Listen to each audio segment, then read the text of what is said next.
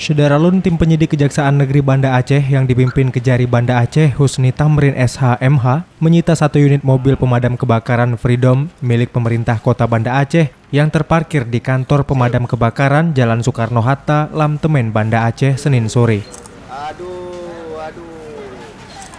Mobil damkar seharga 17,5 miliar rupiah itu disita sebagai barang bukti atas kasus dugaan markup pada pengadaannya. Penyitaan tersebut merupakan tindak lanjut dari hasil supervisi Komisi Pemberantasan Korupsi.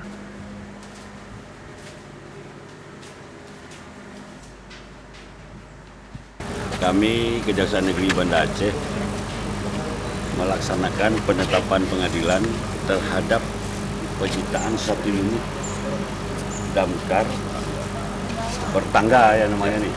Ya, damkar yang di depan ini ya damkar dalam kasus perkara yang selama ini sudah mengetahui bahwa ada dugaan markup. Dari Banda Aceh, Budi Fatria, Serambi On TV.